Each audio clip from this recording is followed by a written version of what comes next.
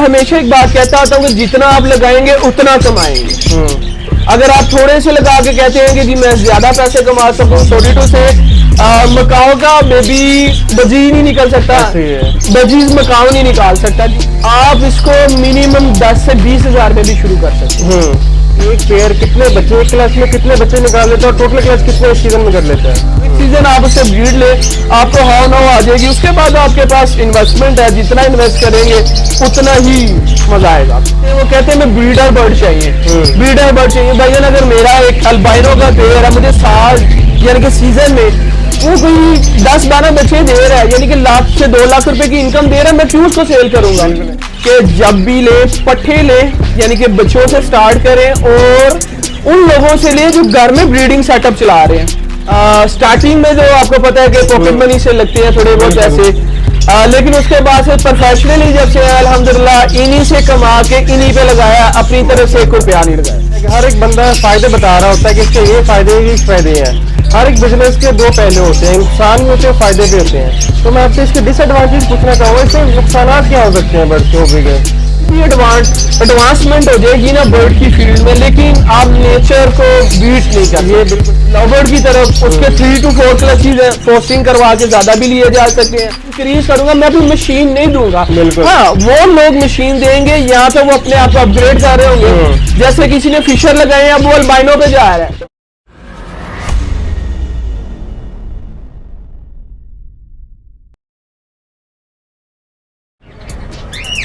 السلام علیکم, دس از محمد عرفان, ایمی کلچرس. آج ہم آئے ہیں لاہور میں آپ کو سیٹ وزٹ کرانے کے لیے احمد بھائی کا. احمد بھائی کے پاس بہت ساری موٹیشن لگی ہوئی ہیں پیرٹس میں, جس میں لو برڈز ہیں, بجری گرز میں ڈفرینٹ موٹیشن ہے, جس میں ہوگورم ہے, ایگزیبیشن ہے, اس کے علاوہ اور بھی موٹیشن ہے جس میں کاکٹیل ہے اور سن کنور ہے. آئے بات کرتے ہیں احمد بھائی سے اور پوچھتے ہیں انہوں نے اسٹارٹ اپ کہاں سے لیا تو انہیں آئیڈیا یہ کہاں سے آیا. السلام علیکم. وعلیکم السلام عرفان بھائی, آپ کا سب سے پہلے بہت بہت شکریہ.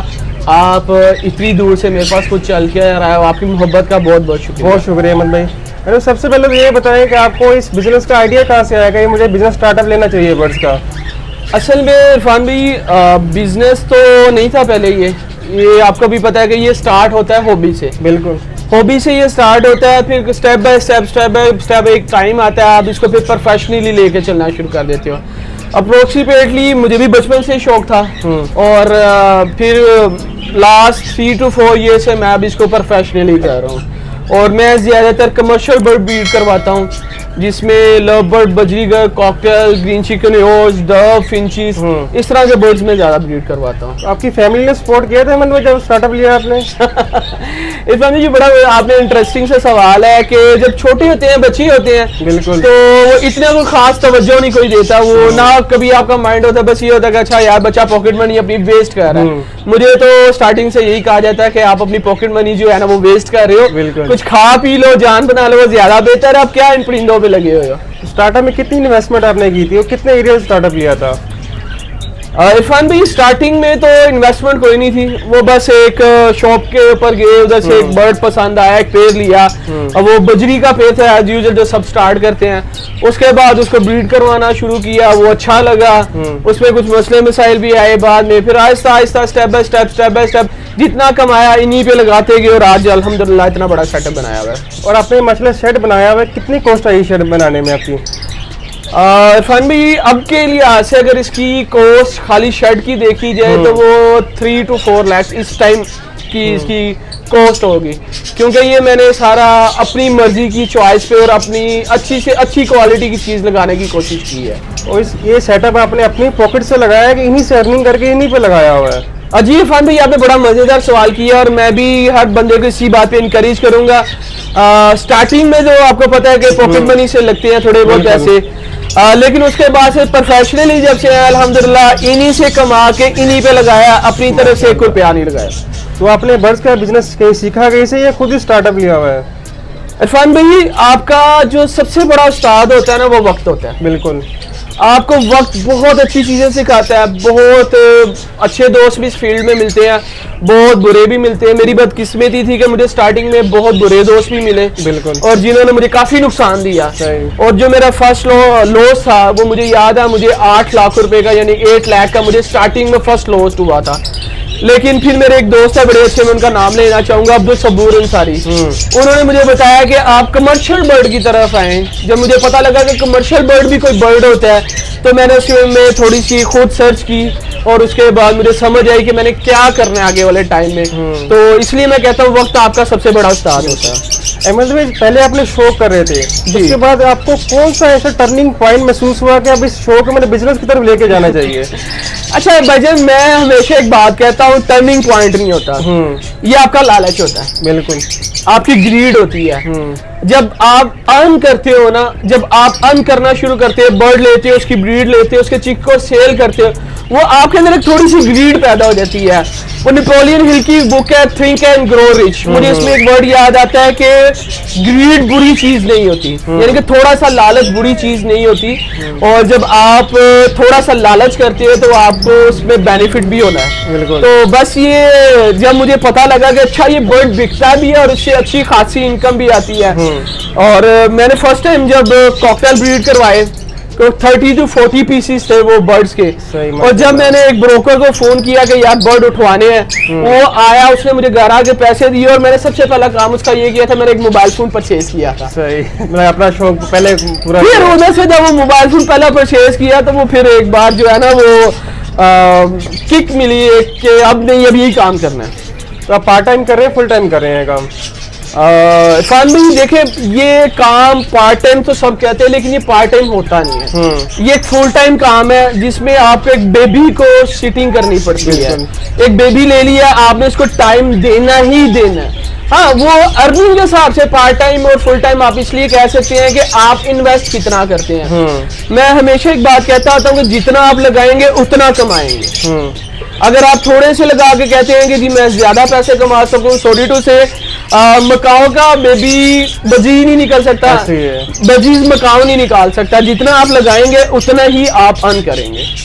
अहमद भाई, एक बहुत इंपॉर्टेंट सवाल है कि हर एक बंदा फायदे बता रहा होता है कि इसके ये फायदे हैं। हर एक बिजनेस के दो पहलू होते हैं, नुकसान भी होते हैं, फायदे भी होते हैं। तो मैं आपसे इसके डिसएडवांटेज पूछना चाहूँगा, इससे नुकसान क्या हो सकते हैं बर्ड्स के हॉबी के? अच्छा इरफान भाई, आपने बड़ी अच्छी बात की है और अल्हम्दुलिल्लाह मैं डंके की चोट पे बात कहने वाला बंदा हूँ। और मैं साफ हमेशा हर बंदे को ये मशवरा देता हूँ, अगर आपके पास एक्स्ट्रा इनकम है, फॉर एग्जाम्पल आपके पास 2 लाख रुपए है जिसको आप वेस्ट कर दें, आपको फर्क ना पड़े, तो फिर आप इस बिजनेस में आए, क्योंकि इसके अंदर 100% रिस्क है। मैं आपके व्यूअर्स को भी बताऊंगा, इसमें अगर 100% प्रॉफिट है तो सब बताएंगे, लेकिन इसमें 100% रिस्क भी है। वो इस वजह से है कि अगर आपका बर्ड एक्सपायर हो जाता है, फॉर एग्जाम्पल आप एक अल्बाइनो का पेयर लेते हैं तो 30,000 का पेयर अल्बाइनो लवबर्ड का आप लेके आए हैं, आप ला के उसको रख रहे हैं, अगर वो एक्सपायर हो गया तो आप इसका कुछ भी नहीं कर सकते। वो बर्ड एक्सपायर हो गया, अल्लाह ताला ने उसमें जान डाली थी, अल्लाह ताला ने उसे वापस ले लिया। अहमद भाई, प्रॉफिट बात करें तो कौन सी म्यूटेशन सबसे ज्यादा प्रॉफिट देती है? वैसे मैंने आपको पहले भी एक बात बताई है कि प्रॉफिट तब भी है जब आप इन्वेस्टमेंट करते हैं। आप कितनी इन्वेस्टमेंट करते हैं, बात तो आप पे डिपेंड करती है ना, आप कितनी इन्वेस्टमेंट करते हैं। मुझे अक्सर न्यू फैंसीज का फोन आता है, भाईजान मुझे ऐसा पेयर बताएं जो मैं सस्ता लूं और उसका महंगा बच्चा बिके। कैसे उसका महंगा बच्चा बिकेगा जब वो बर्ड ही सस्ता, उसने बर्ड सस्ता ही प्रोड्यूस करना है। बिल्कुल, वो महंगा बच्चा प्रोड्यूस नहीं कर सकता। आप उसके प्रॉफिट की तरफ जाएंगे, अगर आपको फॉर एग्जांपल आपको नीड है 50,000 रुपीज पर मंथ आपको नीड है, तो आप कम से कम इतने का पेयर लें कि जिसका एक बच्चा आप हर मंथ बेचें तो आपके पास 50,000 ऑटोमेटिकली जनरेट हो जाए। ये प्रोसीजर है। हर बंदा बता तो रहा था कि यार मंथली आपको 50,000, मंथली आपको लाख मिल जाएगा, लेकिन वो कैसे मिलेगा? आप उससे कभी सवाल किया करके भजन कैसे? बिल्कुल, फिर वो आपको बताएगा कि यार ऐसे होगा। एक बर्ड है, उसका टाइम पीरियड है, उसको आपने बच्चे को आपने लिया, उसको बड़ा किया, उसके बाद आपने उससे ब्रीड लिया, ब्रीड लेने के बाद उसका अपना एक साइकिल है। फर्स्ट ऑफ ऑल वो अनफर्टाइल भी कर सकता है, पहला क्लच मोस्टली लवर्स का अनफर्टाइल जाता है और कुछ का भी नहीं भी जाता, ये आपकी लक पे डिपेंड करता है। अगर वो अनफर्टाइल जा रहा था इसका मतलब है कि आपका 1 साल पूरा वेस्ट हो रहा है, हो सकता है वो नेक्स्ट क्लच में बेहतर कर दे। इसीलिए एक साइकिल है, ये साइकिल के दरमियान में आपके पास अर्निंग आती है। अहमद भाई, क्वेश्चन है न्यू फैंसियर के हिसाब से, एक न्यू फैंसियर स्टार्टअप ले रहा है तो कितनी इन्वेस्टमेंट से मिनिमम कितनी इन्वेस्टमेंट स्टार्टअप ले? वो देखिए मैं एक छोटी सी एग्जांपल देता हूँ, आप इसको मिनिमम 10 से 20 हजार में भी शुरू कर सकते हैं। आप एक केज ले लें, 8 पोर्शन केज ले लें, उसमें आप बजीज लगा लें, नहीं आप ज्यादा महंगे लगा सकते, रेड आई बजीज ले लें, उसके कुछ 10 पेयर लगा लें आप, उसे आप उसको ब्रीड करवाने की कोशिश करें, देखिए आपके पास वो कैसे ब्रीड करता है। एक सीजन आप उससे ब्रीड ले, आपको हाउ नाउ आ जाएगी, उसके बाद आपके पास इन्वेस्टमेंट है, जितना इन्वेस्ट करेंगे उतना ही मजा आएगा आपको। स्टार्टअप में क्या अडल्ट ब्रीडर पे लेके आए कि पट्ठे से स्टार्ट करें? इरफान भाई मैं हमेशा दोस्तों को कहता हूँ कि जब भी ले पट्ठे ले, यानी कि बच्चों से स्टार्ट करें और उन लोगों से ले जो घर में ब्रीडिंग सेटअप चला रहे हैं, ना कि आप मार्केट गए, मार्केट जाके बर्ड ले लें, आपको ना पता होगा, वो शॉपकीपर है, उन्होंने अपना एक रनिंग सेटअप चलाना है, हम उनको बुरा नहीं कहेंगे, ठीक है, उन्होंने एक अपने दुकान के किराए निकालने हैं, दुकान का बिजली का बिल निकालना है। ये 2022 आ रहा है और देखें आप 2023 में भी थोड़े दिनों में हम चले जाएंगे, आप ये देखें कि लोगों की इनकम कम है और उसके एक्सपेंसेस ज्यादा है, बिल्कुल ऐसे है, तो वो दुकानदार 19-20 करते हैं। मैं मुंह पे कह रहा हूँ, अगर किसी को लगे बुरा तो मैं उससे माजरत भी करता हूँ, सारे दुकानदार भी नहीं करते और बुरा नहीं करते सारे दुकानदार, और सारे दुकानदार अच्छे भी नहीं होते, ना सब अच्छे होंगे ना सब बुरे होंगे।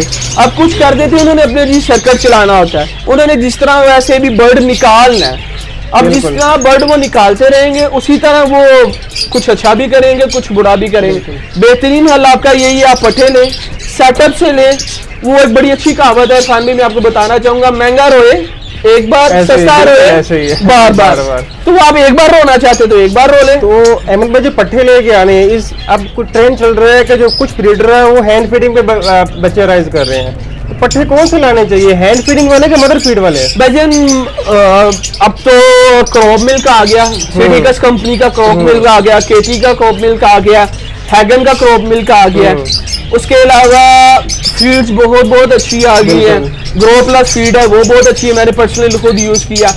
लेकिन जितनी भी एडवांसमेंट हो जाएगी ना बर्ड की फील्ड में, लेकिन आप नेचर को बीट नहीं कर सकते। ये बिल्कुल सही बात की है आपने। You can never even beat nature at any cost, किसी भी कॉस्ट में आप नेचर को बीट नहीं कर सकते। मदर फीड पे मिलेंगे तो वो बेहतरीन है, हैंड फीड पे भी देखेंगे आपको कि आप जब बर्ड की फिजिक देखेंगे आपको पता चल जाएगा बर्ड हैंड फीड पे अच्छा पला है कि बुरा पला है। एक सवाल है भाई, एक बंदा न्यू फेंसर का बड़ा होता है कि मैं रातों रात अमीर हो जाऊँ, तो बर्ड लेके आ रहा है, उसे मिनिमम कितनी देर लगती है स्टेबल होने में? इरफान भाई रातों रात अमीर होने वाला इस फील्ड में काम बिल्कुल नहीं है, बिल्कुल ऐसे ही है। अगर आप ये सोच के इस फील्ड में आ रहे हैं कि मैं रातों रात अमीर हो जाऊंगा, सॉरी टू से आप वापिस चले जाएं, रातों रात आप अमीर नहीं हो सकते। क्यों नहीं हो सकते? ये एक लाइफ स्पैन, एक लाइफ स्टॉक है, आप लाइफ स्टॉक अपनी मर्जी से नहीं चला सकते, आपको उसकी हैबिट्स को देखना पड़ेगा, आपने उसके नेचर को देखना पड़ेगा, आपको उसकी इन्वायरमेंट को देखना पड़ेगा। तो सॉरी टू से अगर आप लोग अमीर हो सकते हैं, अल्हम्दुलिल्लाह अच्छी इनकम जनरेट कर सकते हैं और आप अपने ये जो छोटी मोटी चीज़ें हैं आप वो भी कंप्लीट कर सकते हैं, लेकिन आप तब कर सकते हैं जब आपके पास बर्ड ब्रीड कर रहा है। ये एक मेन बात है बर्ड्स की फील्ड में कि आपको यहाँ पर सब्र से काम लेना पड़ेगा। अगर आप कहेंगे कि बर्ड्स लेके आता हूँ, ले आते सारे ब्रीड कर दें, तो भाई आप धोखे खाएंगे, तो ये बिल्कुल फ्रॉड वाली बात है। बर्ड पट्टे लेके कुछ देर स्टे करवाएं तो अच्छी ब्रीड वो स्टार्टअप लेगा। अहमद भाई बिल्कुल ऐसे है। बिल्कुल फायदे में आपकी बात को आगे परस्यू करूंगा। आपने बहुत अच्छी बात की है कि आप पट्टे ले गए, जो हमारे व्यूवर्स को बता रहे हैं। देखिए हमेशा मेरे पास भी जो न्यू फैंसीज आते हैं वो कहते हैं मैं ब्रीडर बर्ड चाहिए, ब्रीडर बर्ड चाहिए। भाईजान अगर मेरा एक अल्बाइनो का पेयर है, मुझे साल यानी कि सीजन में वो कोई 10-12 बच्चे दे रहा है, यानी कि लाख से 2 लाख रुपए की इनकम दे रहा है, मैं क्यों उसको सेल करूंगा? बिल्कुल ऐसे है। मैं उसको मजीद बढ़ाऊंगा, एक पेयर की बजाय मैं 10 पेयर करूंगा कि मुझे साल में 10 लाख रुपए आए, ठीक है, तो मैं उसको इंक्रीज करूंगा, मैं अपनी मशीन नहीं दूंगा। हाँ, वो लोग मशीन देंगे या तो वो अपने आप को अपग्रेड कर रहे होंगे, जैसे किसी ने फिशर लगाए हैं, अब वो अल्बाइनो पे जा रहा है तो वो फिशर अपने सेल कर देगा क्योंकि उसने अपग्रेड होना है। अगर अल्बाइनो वाला है वो पार्लू पे चला जाएगा, और जैसे अगर वो लव बर्ड से हट रहा है तो वो कन्योर्स या बजीज पे जाएगा, तब वो अपने शेयर करेगा। लेकिन आपको भी सर्कमस्टांसेस को देखना पड़ेगा। अहमद भाई अगर ब्रीडिंग की बात करूं, एक पेयर कितने बच्चे, एक क्लास में कितने बच्चे निकाल लेते हैं और टोटल क्लास कितने इस सीजन में कर लेते हैं? अच्छा इरफान भाई, मैं ना डिफरेंट बर्ड ब्रीड करवा रहा हूँ जी, ये हर डिफरेंट बर्ड पे वेरी करता है। आपने ये सवाल एक बर्ड पे नहीं फिक्स हो सकता, लव बर्ड की अगर बात करूं तो ये कितने क्लच निकालते हैं और एक क्लच में कितने बच्चे आ जाते अब हम 0 से स्टार्ट करते हैं, फिंचीज से स्टार्ट करते हैं। फिंचीज भी मैं ब्रीड करवा रहा हूँ। ये बहुत फास्ट ब्रीड है। ये सीजन में अप्रोक्सीमेटली आपको जो है वो 6 क्लचेस भी दे देती है। सही में। फिर बजीज पे आ जाए, बजीज जो है 6 क्लच देती है फिंचीज, एक क्लच में कितने बच्चे आते हैं? 4 से 5। 4 से 5। 4 से 5 वो पेड़ की कैपेसिटी पे डिपेंड करता है। अच्छा पेड़ होगा 4 से 5, कुछ ऐसे पेड़ जो है वो 7-7, 8-8 भी कर रहे होते हैं। जो बुरे पेड़ है वो फिर उसी हिसाब से नीचे लेके आएंगे। और उसके बाद जो है बजरीगर पे आ जाते हैं। बजरीगर जो है वो साल में 5 क्लचेस करता है। 4 to 5x की उसकी रेशियो है। उसके बाद आ जाएंगे हम उसकी तरफ लवबर्ड की तरफ। उसके 3 to 4 क्लचेस हैं। फ्रोस्टिंग करवा के ज्यादा भी लिए जा सकते हैं। उसके बाद कन्योर्स और रिंगनेक पे आ जाएंगे। ये 3 to 2 क्लचेस करता है, 2 से 3 क्लचेस करेगा। ग्रे पे आ जाएंगे तो वो मेरे पास 1 साल में 1 क्लच ही जा रहा है। अहमद भाई, ये सेल का आजकल बड़ा मसला आ रहा है, तो क्या आपके बड़ी इजीली सेल हो जाते हैं? अच्छा इरफान भाई, जो कमर्शियल बर्ड्स हैं ना, जो कमर्शियल बर्ड हैं वो तो डोर स्टेप पे सेल हो जाते हैं, यानी कि आपको उसके लिए ज़्यादा तगोदो नहीं करनी पड़ती। और दूसरी बात मैं ये कहूँगा, रेट को मुनासिब रखें। अब जो रेट है आप अगर उससे एक्स्ट्रा मांगेंगे तो फिर वो कौन लेगा? बिल्कुल। वो चॉइस करेंगे कि किसी और की तरफ जाके हम सेकंड ऑप्शन ढूंढें। तो बेहतरीन हाल यही है कि आप जो है ना रेट को मुनासिब रखें।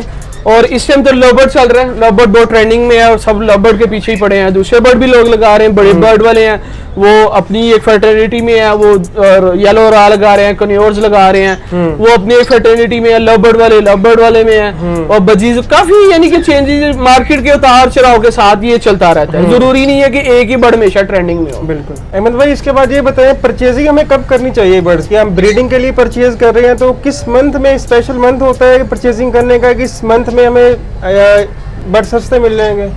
भाईजान, मैं ना सस्ते की तरफ नहीं जाता, क्योंकि स्टार्टिंग में मेरी जो गलती रही है, मैंने अपनी व्यूअर्स के साथ शेयर कर रहा हूँ कि मैंने पहले भी कहा सस्ता रोए एक बार और महंगा रोए एक बार।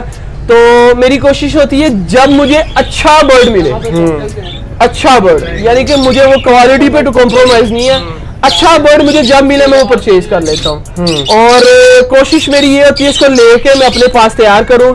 फॉर एग्जाम्पल, अगर मैंने 8 महीने का बर्ड ब्रीड करवाना है या साल का करवाना है तो वो मैंने अपने शेड्यूल की तरफ से देख लेना है। जनवरी में बाय करूंगा तो अक्टूबर तक वो 8 माह का 10 माह का हो जाएगा बर्ड। तो मैंने उस शेड्यूल के हिसाब से, बर्ड के हिसाब से उसको परचेज करना है। इसके बाद अहमद भाई, एक सवाल है सेल के बारे में। हमने अपने बर्ड्स कहाँ सेल करना चाहिए? मार्केट में हमें अच्छा रेट मिलता है कि डायरेक्ट कंज्यूमर से हमें अच्छा रेट मिलता है बर्ड सेल करने में? देखिए, बर्ड के ऊपर डिपेंड करता है। अभी तो बर्ड का भी मार्केट में रेट अच्छा मिल रहा है और दूसरे बर्ड मार्केट नहीं परचेज कर रही, लेकिन जब उनकी डिमांड आएगी, फॉर एग्जाम्पल अभी मैंने आपको एग्जाम्पल दी थी कि मेरे पास 40 पीसेस कॉकटेल के पड़े हुए थे। एक शॉपकीपर आए, उनको डिमांड थी, उन्होंने मार्केट से थोड़े ऊपर रेट पे भी वो सारे बर्ड बाय कर लिए।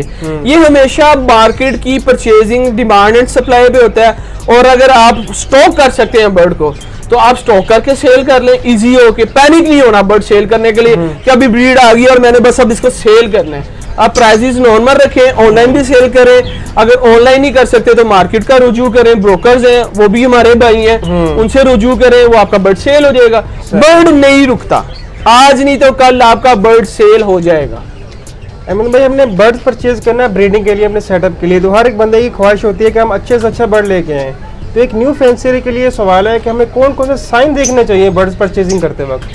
अच्छा देखिए, क्वालिटी 2 तरह की होती है। एक क्वालिटी होती है जो सब स्टैंडर्ड है, जैसे आपने बर्ड ब्रीडिंग के लिए ब्रीड करवाना है। और एक बर्ड जो होते हैं जो शो क्वालिटी के बर्ड होते हैं, जैसे एग्जीबिशन बजीज हो गए, आपने देखे मेरे पास, और कॉकाटेल्स हो गए। इनके स्टैंडर्ड्स और हैं, इनके लिए आपको देखना पड़ेगा कि आप फीचर्स आपको उनके समझने पड़ेंगे। WBO की वेबसाइट है जहाँ पे आप शो स्टैंडर्ड्स के बजरीगर के बारे में पता करेंगे। बाकी रही आम बर्ड की बात, आम बर्ड में आपने उसको देखना है कि बर्ड की टेल, नेल, बर्ड की आईज, बर्ड को सीप तो नहीं है, बर्ड सोकड़े में तो नहीं है, बर्ड फ्लफ होके तो नहीं बैठा, बर्ड की पूप कैसी है। फर्स्ट ऑफ ऑल आपने बर्ड की पूप देखनी है। बर्ड की पूप से आपको पता चलेगा कि बर्ड बीमार है कि बर्ड तंदुरुस्त है। एक सवाल है क्वारंटाइन के हवाले से हम बर्ड्स परचेज करके लाते हैं तो मिनिमम कितनी देर क्वारंटाइन करना चाहिए हमें? देखिए हर एवरी का ना एक अपना एटमॉस्फेयर होता है। अब मेरी एवरी में एक अलग एटमॉस्फेयर है और ये आउटडोर एवरी है, इसमें वेंटिलेशन आपने देखी है, इसमें और तरह के जर्म्स होंगे। अब मैं किसी इंडोर एवरी पे जाऊंगा ना, उसके पास और तरह के जर्म्स होंगे। बिल्कुल। अब मेरे आउटडोर एवरी के जर्म्स और उसके आउटडोर एवरी के जर्म्स वो मर्ज नहीं होंगे। बिल्कुल ऐसे। इसलिए बेहतरीन है कि आप 15 डेज पहले एक छोटा सा केज ले लें, उसमें ला के बर्ड को आप रख लें और उसको क्वारंटाइन कर लें। 50 डेज बाद आप उसको अपने साइड में इंट्रोड्यूस करवाएं। ये सिंपल और बेहतरीन टेक्निक है। आपको माशाल्लाह अहमद भाई 3 साल हो गए हैं, तो इन 3 सालों का एक्सपीरियंस, आपने कुछ ऐसी मिस्टेक की हो जिसकी वजह से आपको बहुत बड़ा लॉस का सामना करना पड़ा हो, वो एक न्यू फेंसर को कुछ एडवाइस देना चाहिए उस हवाले से? देखिए कारोबार में नफा और नुकसान साथ साथ है। पंजाबी की एक कहावत है, पहले हटी फिर चट्टी फिर खटी, यानी कि पहले आप एक सेटअप क्रिएट करते हैं, फिर आप उसमें लॉस करते हैं, फिर आप उसमें प्रॉफिट अर्न करते हैं। और इसी तरह सबके साथ होता है। मेरे ख्याल से कि शायद मैं आज तक कभी किसी से ऐसे बंदे से नहीं मिला जिसको लॉस ना हो। तो भी ऑनेस्ट, अगर कोई है तो वो नीचे कमेंट करके बता सकता है, ठीक है जी। लेकिन मुझे आज तक कोई नहीं मिला। अभी इरफान भाई से भी मेरी बात हो रही थी, वो भी यही कह रहे थे मुझे स्टार्टिंग में काफी लॉस हुआ है।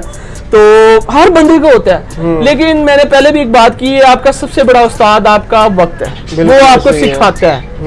और पैनिक ना हो, जल्दबाजी ना करें, स्टेप बाय स्टेप ऊपर आने की कोशिश करें। पहले छोटे बर्ड लें, उनको सीखें, उनकी आपने देखना है कि उनको रखना कैसे है, उनकी कीपिंग सीखनी है, उनके बाद उसकी ब्रीडिंग सीखनी है।